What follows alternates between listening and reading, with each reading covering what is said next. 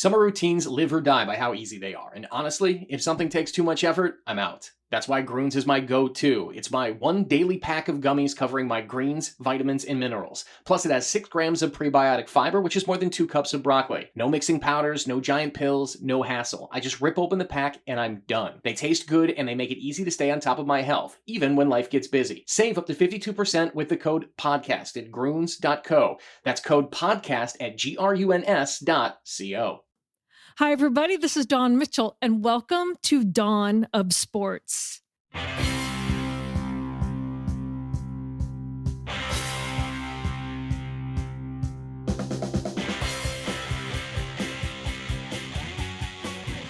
Today, I have an awesome guest, and it comes right at a crucial time as the Wild are just inching their way. They need one more point to get to the postseason. We have Sarah McLellen from the Star Tribune, and you know her work. She is the Wild beat reporter. She is from Edmonton, raised in Arizona, so she's kind of like bipolar like me. She likes the hot, she likes the cold, and she loves hockey. So we have that coming up.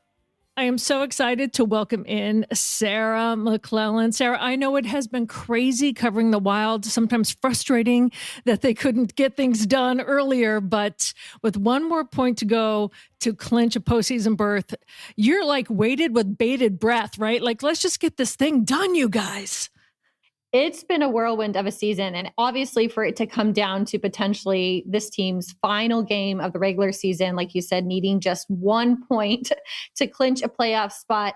I think if you look back to maybe mid-December when the team was atop the NHL, you would think, well, what happened, for this team to need one last point in its last regular season game to clinch a playoff spot? But if you would have, thought of this scenario in training camp or right when the regular season was starting, and this was a team looking to rebound from not making the playoffs last season, I think, most fans probably would feel pretty encouraged by the turnaround. So maybe taking that, bigger bird's eye view of what this season has been like for the Wild makes a lot of sense, because they have been through a lot with the injuries and adversity and players coming in and out of their lineup.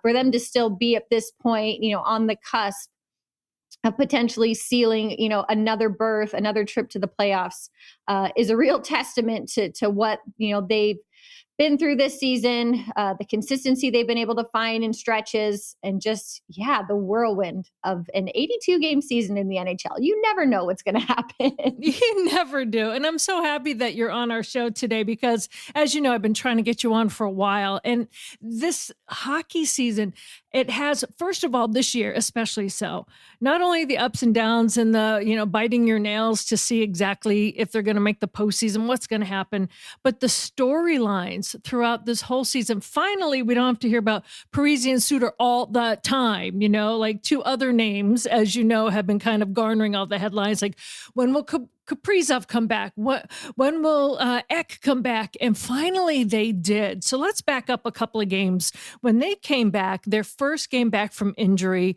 both Kirill and Jewel, when they first hit the ice, nobody expected that explosion of offensive production. I know it's cooled off a little from there, but it's almost seemed like those 2 names were the ones that you were sick of hearing in a different way. Obviously, injury, when are they coming back? How was that to kind of have to cover this team without 2 of their superstars for months? Yeah, it was a very telling stretch, I think, for the Wild. And, those 2 players obviously are very valuable. Kaprizov is their best player. Eriksson Ek, just with how many facets of the game he's involved in, he's probably their most indispensable player. Being in front of the net, playing on the power play, penalty kill, being someone who can match up in a defensive role against another team's top forward line. So for those players to be absent for as long as they were, it was a real gut check time for this team. Obviously they had some ups and downs in their play and their record, but for them to still be in this position where they didn't fall out of contention, I think, like I said, is very telling for this group and what they've been through. It's also indicative of their start. They started so strongly. They built up such a buffer of points that it really did take, more losses in the second half and more struggles to kind of start to eat away at that. But still, the way they've been able to persevere, I think obviously is indicative of their leadership, starting with Coach John Hines behind the bench, to the veterans in the room. But once those two players returned to action last week, it really did feel kind of like, they had arrived at the light at the end of the tunnel that they were waiting for. And I think that first game, like you mentioned, an 8-7, thriller, I think it really did kind of show what those two players can do. Now, mind you, as they get back settled in, obviously you don't expect two players to carry a team. And, I really think a real boon could be just the balance and the depth that this lineup could now have. Now that those players are back, it slots players in different roles. They kind of maybe find more of a groove, more of a balance and depth on their lineup. But not that game. That was a game that they came back in and immediately lifted this team, with Eriksson Ek scoring 4 goals and Kaprizov scoring twice, including in overtime. So it just reaffirmed how valuable they are. But still, there's been, like you said, the team behind them to keep them in this race. There was a lot of, points picked up here and there, and just gutsy performances down the stretch to keep the Wild in it. And so now I think it'll be interesting to see just how cohesively they can come back together. Is it realistic to expect the Wild to get back to the team they were in October and November and December when they were contending atop the league? They were so sharp early in the season. It was almost machine-like in, their precision and how they were able to win and have success. So we'll see if this, these handful of games at the end of the regular season are enough for them to kind of get back on the same page and maybe rediscover that chemistry throughout the lineup. But it really did feel, like I said, like they had finally reached that light at the end of the tunnel, just as a team, emotionally getting those two players back in the lineup. And obviously you could see instantly, it seemed like the impact they were able to have in that game, leading the Wild to victory. One of the relationships that I really love, and you've written about it, is not only Kaprizov, obviously on the ice, but how he is with Matt Zuccarello and just their relationship together. But you also recently wrote about how Zuck likes to talk after losses. He's taking that leadership thing, like, all right, yes, he had the huge goal, he was very happy last game, but tell us a little bit about how you've seen him grow that way, and what his philosophy is on, like, I'll speak after we lose. Yeah, that's a really interesting dynamic, I think, that's developed. And you're right. Obviously, the chemistry between Kaprizov and Zuccarello, we've seen it on the ice for years. They've been longtime line mates, and they just click. Like you saw, on that overtime goal against Vancouver, the way Kaprizov was able to split the D and thread a pass to Zuccarello. But off the ice, too, I think the mentorship factor has been there, but I think it's been there for the whole team with Zuccarello. Yeah, in time, in age, he's been here for a handful of years now. I think that's something that's become more visible, is just how much of a veteran presence he is. And it really does, shine through in moments like that, in tough times. He told me that in those situations, when it's tough after losses, he feels like that's more of his responsibility to speak up, rather than somebody else who maybe is less experienced or hasn't played as many games, is younger. He'll take that on. But as you saw, when it was a win, and a win that he helped orchestrate, like the other night, he was MIA. he was nowhere to be found in that locker room. And I think that just kind of speaks to the, really the role and niche that he's carved out for himself on the team. He is okay to just kind of, be the playmaker, set somebody else up for a goal. When times are tough and there's losses, even if he doesn't have an answer for it, he still speaks to it and still tries to, answer questions as best as he can, give some context to what the team is feeling. And it's raw and it's real. And I think that's helpful. So much could just be cliched and, try to maybe put a positive spin on it, but he's honest. And I think that's very genuine, the way that he talks, and you can tell his care level and how much this means to him. He doesn't always wear a letter, as an alternate captain. Usually other players have to get injured. for him to wear a letter like Kaprizov or Marcus Foligno wears consistently as an alternate captain. But he is a big part of that team. And I kind of liken him as kind of like a metronome in the background, like just kind of a steady presence. He's someone, and his playing style is like that too, right? Like he's always the one that's contributing to someone else. He's setting up, he's adding to somebody else's success, but he's been a constant presence for them. And you saw that, just in the way he handled that, just like in those last few games, to stand and talk after a very disappointing, devastating loss in Calgary Friday night, and then obviously be the one to score the game winner, the next night in Vancouver. He's a big part of this team, and not just because he's been Kaprizov's line mate. This has really been a place where he's thrived in his career, and that's a reflection on him too.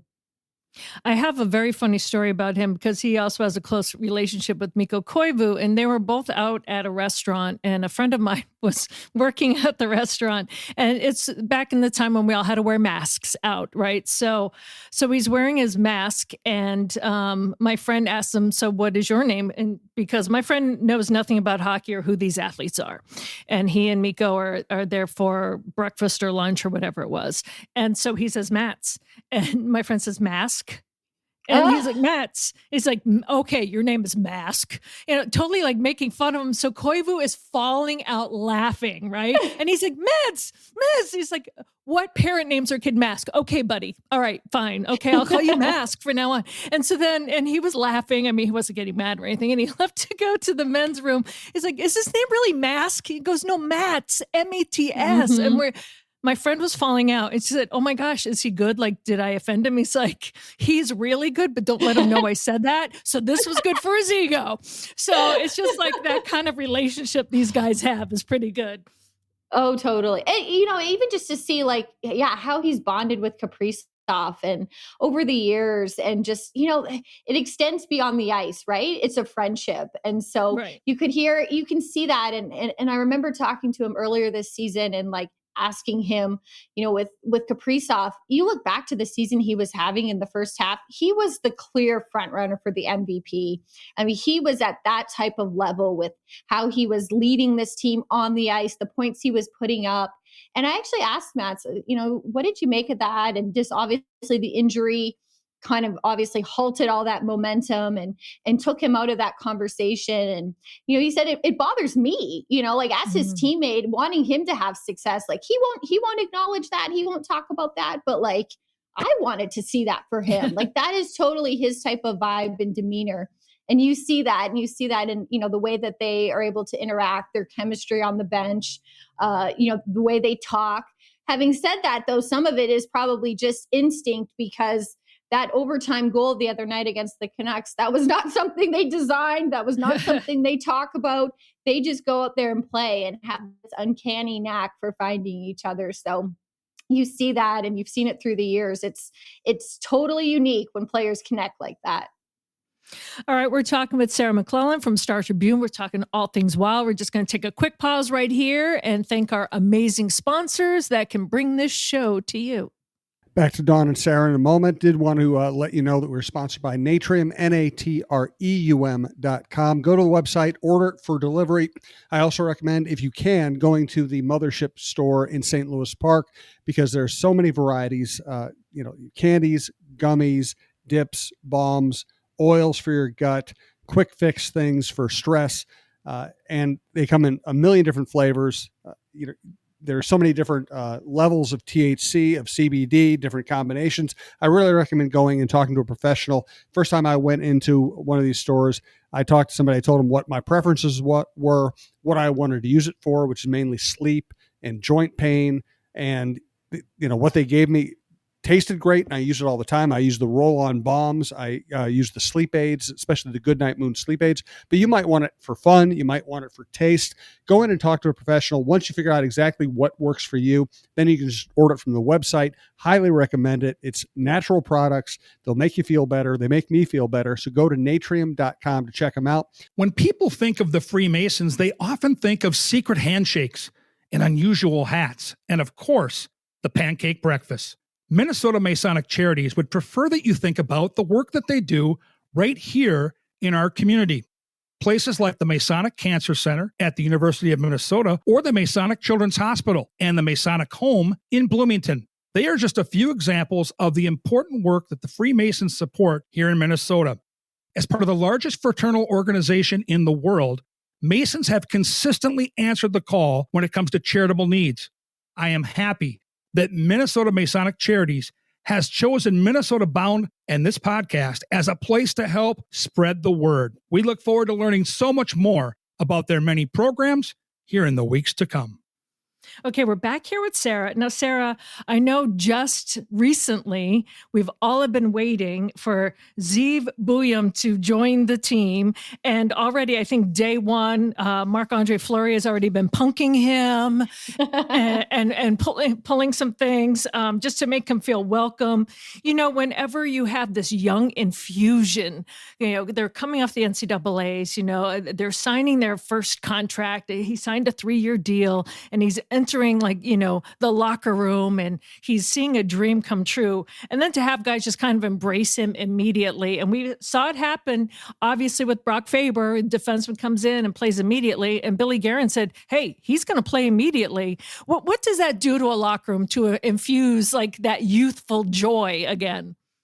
You know, and I think it brings perspective too, right? Because like as much as this is a job, these are these players' dream comes true to be in the NHL. And, you know, I think that's a good reminder of that. Like it's funny because obviously Zeev left college and now it probably feels like he's back at school, like the first day, right? You show up and you're trying to find out where to go, where do I sit? You're learning everybody's names. So I'm sure it's been a whirlwind, especially, you know, just playing in the Frozen Four and trying to vie for another title with Denver. But he really thought that those experiences, the championships he's been able to win, also at World Juniors, that he really kind of squeezed everything out of the experience that he could at Denver, and he felt ready. And so we'll see how the transition goes. You know, not everybody is a Brock Faber, right? To just kind of seamlessly make that jump. But, you know, you look at the skill set and the pedigree that Zeev has, you know, I think there's something to be said for the experience that he has gained. He's played in big games. He's played in these pressure-packed situations. And he's had a really good track record, you know, coming out of those games and experiences.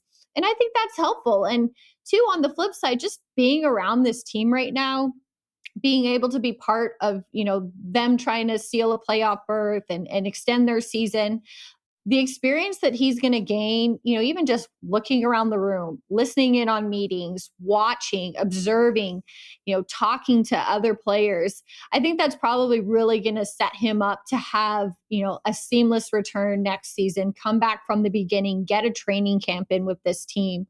But clearly, you know, the skill set is there for him to be such a high first rounder, so highly touted for his offensive defenseman, you know, skill set, the way he's able to run a power play.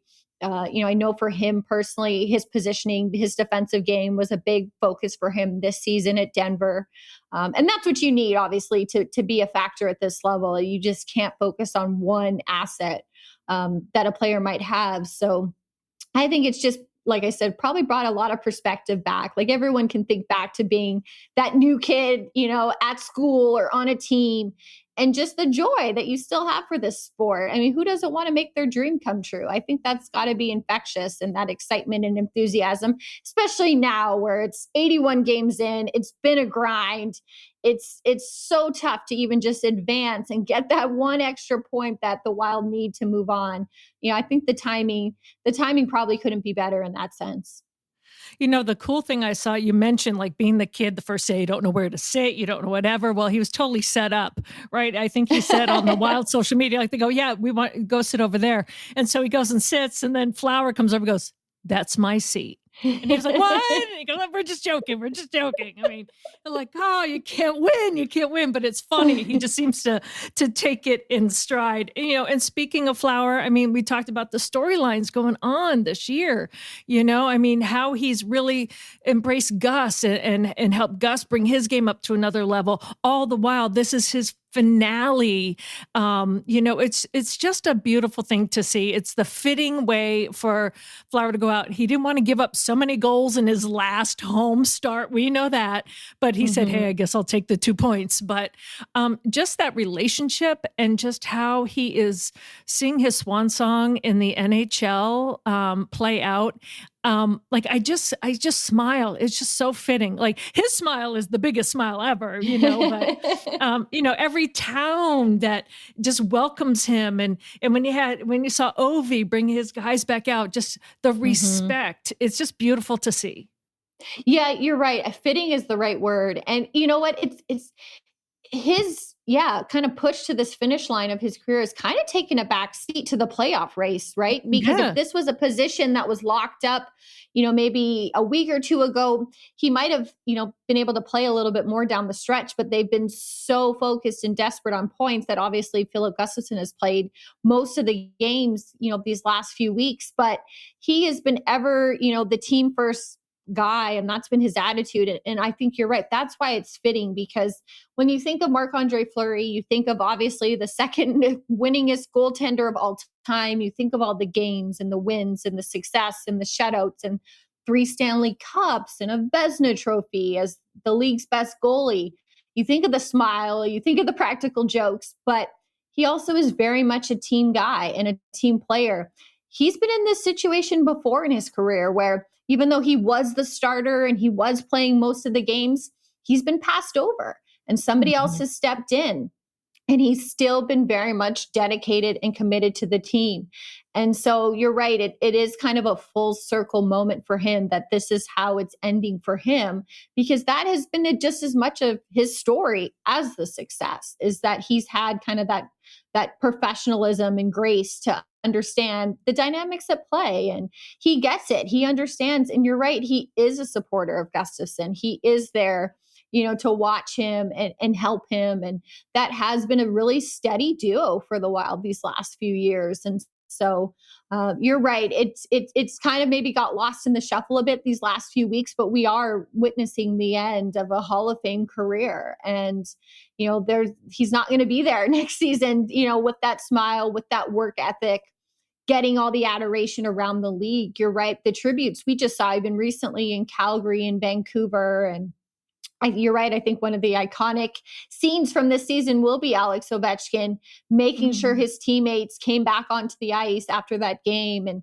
had a handshake line, with Marc-Andre Fleury. I remember even earlier in the season, the showing he received in Montreal. He's never played for the Canadians. Right. He grew up in Quebec, obviously, but the attention and recognition he's received, it clearly is indicative of who he is as a player, but also maybe more so as a person, right? Just how he treats people and the legacy that he's amassed through all these years in the league.